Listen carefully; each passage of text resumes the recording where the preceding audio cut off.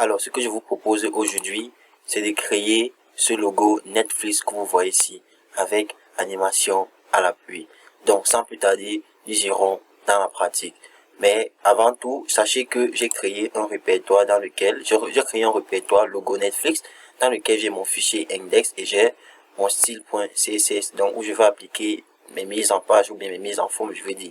Donc, on va lancer, on va essayer d'ouvrir notre travail, bien, à partir de notre navigateur pour voir. Désolé, ça charge. Ok, donc voici ce qu'on a ici. Pour le moment, il n'y a rien. Et voici ce qu'on veut reproduire.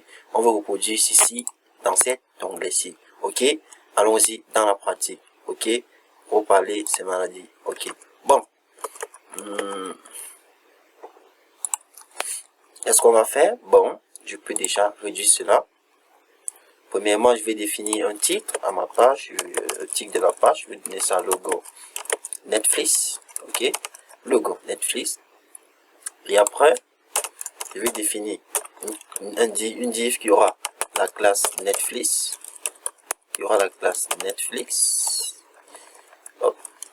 Et dans cette div, je vais définir trois spans. La première span, je vais définir span,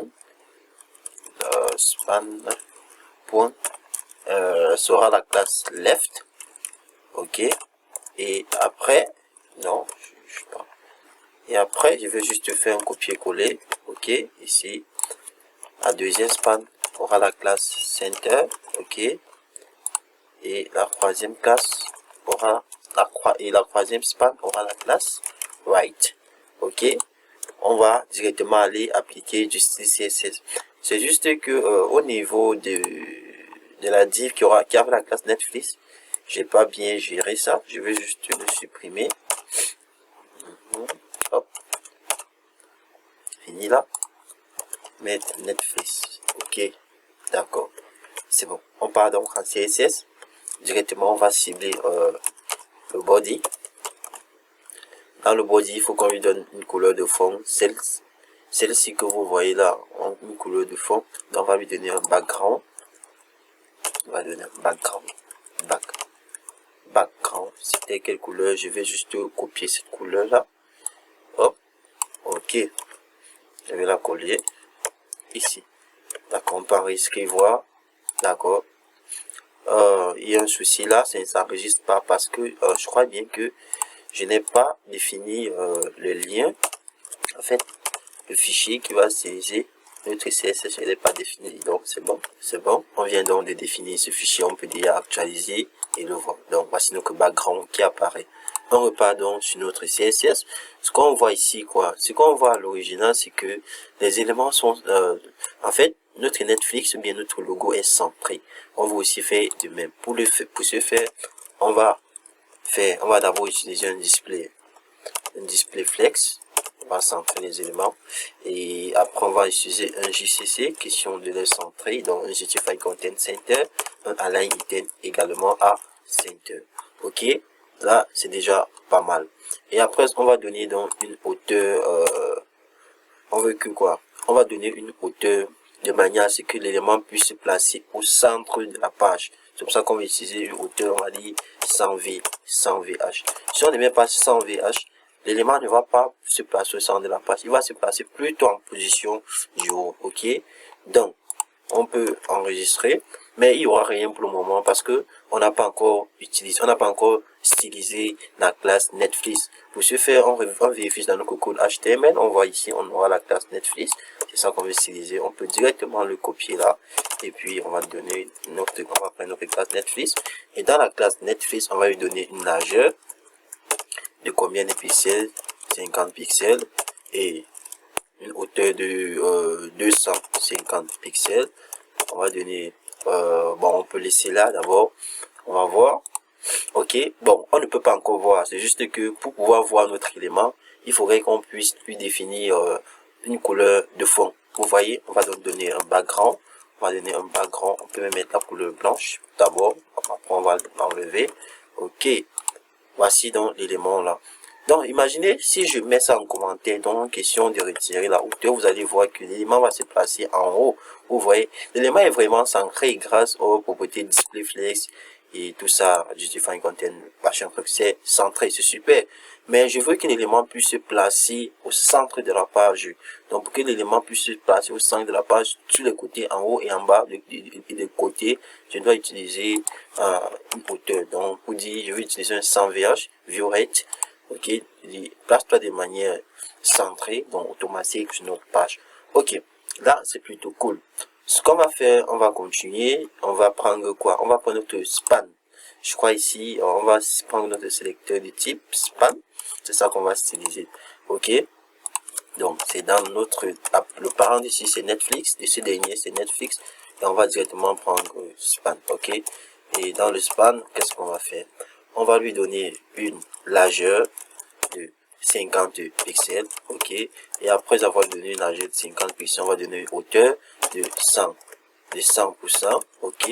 Et après la hauteur de 100%, il faut définir une couleur de fond, sinon on ne va pas pouvoir voir. On va donc définir la couleur ci que j'ai copié, je vais copier et coller. Ok. Hop. D'accord, c'est super plutôt. Et puis, on peut déjà enregistrer, voir. Bon, c'est bien vrai, il est bien vrai que il y a un problème ici avec la largeur. On actualise, ok. Même jusque là, il est bien vrai que on ne peut pas voir cet élément là. Donc pour voir cet élément, on va utiliser donc un positionnement absolu. Donc on va utiliser position absolue. On va pouvoir l'élément dans les éléments de span. Ok, c'est plutôt cool. Voici ça. Mais le souci, on a encore un souci qu'on vient de rencontrer. Donc je sais pas. On va donc essayer de résoudre ce fameux problème.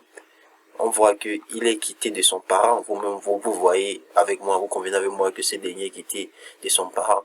Donc, pour résoudre ce problème, on va utiliser un positionnement relatif sur le parent d'Espagne. Le parent d'Espagne, c'est Netflix. Comme vous voyez là, voici donc, quand on vous dit parent, c'est que c'est une div qui contient des éléments. On voit que les éléments qui sont contenus, ce sont des balises span. Et ces derniers sont des enfants de cette div-ci qui a la classe Netflix. Alors, on va directement venir chez son parent pour lui donner un positionnement relatif. On va dire que reste, ne quitte pas de ton parent, reste dans ton parent, quoi qu'il arrive. Ok, on peut actualiser. Là, on sommes sûrs que l'élément est resté dans son parent. Ok, c'est plutôt cool. Là, on va maintenant continuer. On va très simplement prendre la première classe, dans la première span qui a la classe left. On va prendre ça et on va le styliser. On va prendre directement point left. Ok, contrôle. Bon, avec les codes là. Ok, on va donner un left de 0, un bottom de 0 également. Ok, on va en bottom de 0 et on enregistre. Ok, bon, j'actualise. Ok, bon, pour le moment, on ne peut pas voir parce que on a pris la première span qui a la classe left pour la lignée du côté gauche, c'est dans le côté ci. Et on constate que sur le côté gauche, on a 3 spans. Donc, pour pouvoir déplacer ces 3 spans, on a déplacé la première span qui a la classe left, la deuxième span à la classe right, donc à la classe center. Ok, la deuxième classe à la classe, la deuxième span à la classe center. Je veux dire, désolé, on va ici donner à la classe center un top de 0 et après on va donner un left de 0 et on peut essayer d'enregistrer, voir et puis pour voir. Ok, là ça ne peut pas toujours marcher. Ok, pour que ceci puisse marcher, il faudrait qu'on puisse lui donner une transformation. Donc pour qu'il puisse marcher, on va donner une transformation. Transform. Ok, transforme.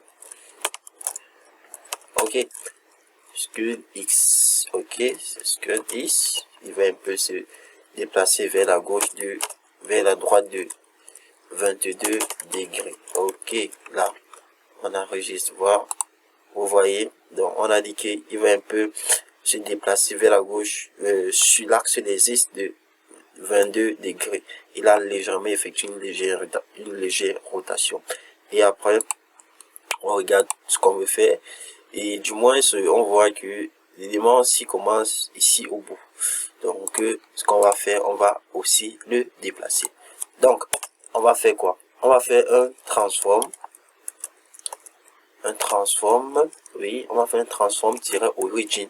C'est ça que je cherche. Ok. Dans l'origine, on va donner un top. Place-toi en haut. Ok. Commence en haut, je vais dire. L'origine, c'est en haut. Et on sait que l'origine en haut, c'est ici. Donc, on actualise là. Il va bien se positionner là en haut. D'accord. On peut voir déjà, ça sort. C'est pas mal. Ok. Et après ceci, ce qu'on va faire, on va lui donner un box shadow. Parce que ce qu'on voit ici, il y a au moins une ombre sur l'écran qui passe au centre. Donc sur la span center, on va lui donner un box shadow. Je vais juste copier.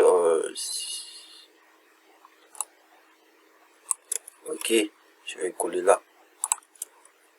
Ok, on peut enregistrer. Vous voyez, l'effet d'ombre a apparu. C'est plutôt pas mal. Et on va lui donner aussi un Z-index. On veut qu'il passe au-dessus des autres éléments. Donc Z-index à 2. Ok. On actualise. D'accord. Vous voyez, il est passé au-dessus. Maintenant, ce qu'on va faire, on va continuer. On va prendre l'élément qui est à la gauche, qui est à la droite, je veux dire. On va prendre le right. Ok. On va prendre le right. Je crois que c'est la troisième span, c'était, ça veut la classe right. Ok. Super. On va donc le styliser. On va faire quoi? On va lui donner, on va dire que place-toi à droite. Et puis, et tu te places à bas. Donc, de 0, ok. On actualise, on voit le rendu. Ok. Vous voyez? Donc, voici déjà un peu la forme qui sort. C'est pas mal. Et puis, on constate que le fond blanc, si n'a plus d'intérêt, quoi, parce que ici on n'a pas de fond blanc qui apparaît. Ok, on va juste le supprimer là. On vient où il y avait notre couleur là, c'était celle-ci. On peut le décommenter ou bien on peut l'enlever très simplement, mais je vais le décommenter. On actualise, vous voyez, c'est plutôt cool. Il y a plus ça. Ok, ça sort. Ok, là maintenant on va voir. Vous voyez ici, il y a des petits bords, il y a un bord arrondi là, je sais pas. Juste ici, les bords du bas, s'ils sont arrondis. Maintenant, chez nous, il n'y a pas ça. Chez nous, tout est bien nivelé ici, je peux le dire ici.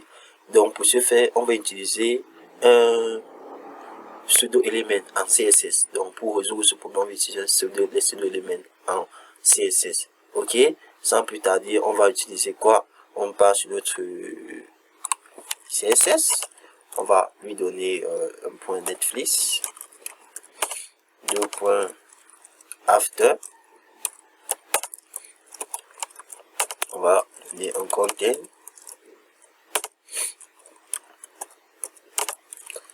Largeur de 120 pixels. Ok.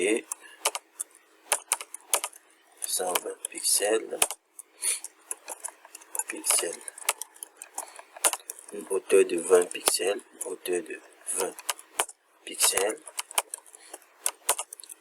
Un border radius de 100%. Un border radius de 50 pixels. On peut déjà enregistrer, voir. Juste que il faut définir un background color. D'abord, un background. La couleur, c'est la couleur ci. Donc, on peut enregistrer, voir. On voit ce que ça donne. Bon, ce qui est là, ça ne donne pas ce qu'on veut.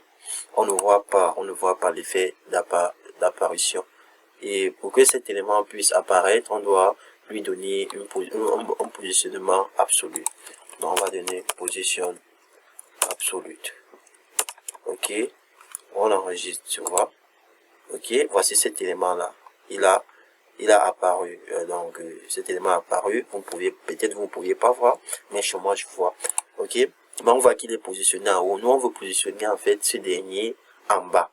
Ok, pour ce faire, on va faire très simple. Et juste que la hauteur que j'ai donnée à 20 pixels, on va donner plutôt 120%. Désolé. Et puis je vais enregistrer. Vous voyez, cet élément là, il est là. On va maintenant positionner cet élément juste ici, juste là en bas. Ok, on descend. Et puis on va lui donner un left de moins 10%. Un bottom de moins 10 pixels. Et juste après, on peut y enregistrer, voir. D'accord. Hop, il est descendu. Voici ça. Il a même formé, il a directement formé la courbe là. Mais le souci, c'est que je vois cet élément-là, il est au-dessus. Je veux dire qu'il se place, il est en arrière. Je veux dire qu'il se place au-dessus de nos éléments. Donc, je vais appliquer ici affichage dans un Z index à 5. Ok, on enregistre. Vous voyez, il a coupé. C'est plutôt cool. On vient de créer ça. Maintenant, nous, on veut créer quoi? On veut créer l'animation. Parce qu'on constate qu'il y a animation aussi. Donc, pour ce faire, on va utiliser au niveau des spans. On va définir à chaque span des animations. Je peux moi directement le copier là. Et puis, je vais le coller pour chaque span spécifique. Donc, j'ai cette animation qui aura pour identifiant span. Une seconde de manière linéaire et quand je fais l'animation, l'élément doit rester à la fin forward et que je mets aussi sur le center et je mets aussi sur le right. Maintenant, je pars au niveau des keyframes. Ce que je vais faire, je vais définir un keyframe et on sait que notre identifiant c'était la span et je vais lui donner une, je vais dire il termine, donc ça va terminer à 100% et au niveau des 100, après lorsqu'il atteint 100%, qu'est-ce qu'il va faire? Il va créer une hauteur à 100% une hauteur à 100%, oui, de 100%, je vais dire, on peut actualiser, voir ce que ça donne. Bon, on voit quand même qu'il n'y a rien, c'est parce que à la base, on avait déjà défini une hauteur. Donc, on a défini une hauteur au niveau de nos spans. Donc, ce qu'on peut faire, c'est de dire quoi? À l'origine, on n'aura pas de hauteur. Donc, on va définir 0 pour pouvoir créer cette fameuse animation. On peut donner hauteur là 0. Là, vous voyez, il y a déjà apparition. C'est pas mal. Mais quand je vois toujours l'original, ici, ils apparaissent élément par élément. Donc, élément par élément.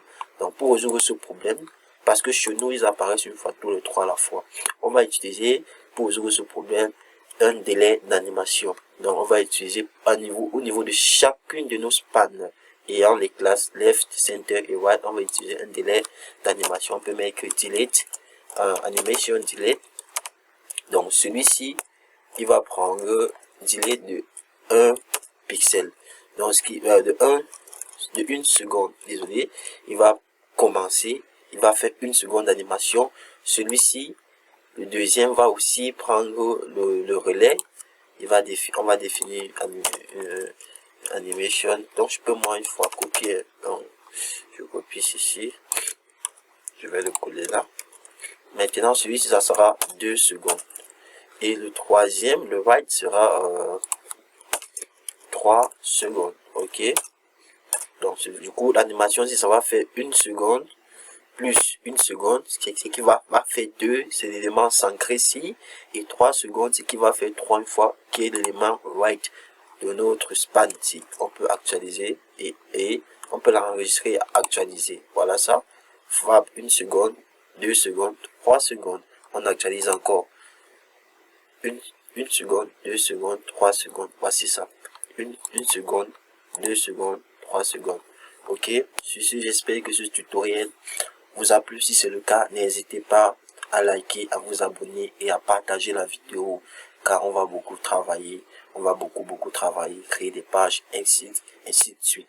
Donc, partagez la vidéo, abonnez-vous au maximum, parce que si vous ne partagez pas la vidéo, on ne pourra pas avoir des abonnés si facilement. Ok, sur ce, ciao, merci à vous.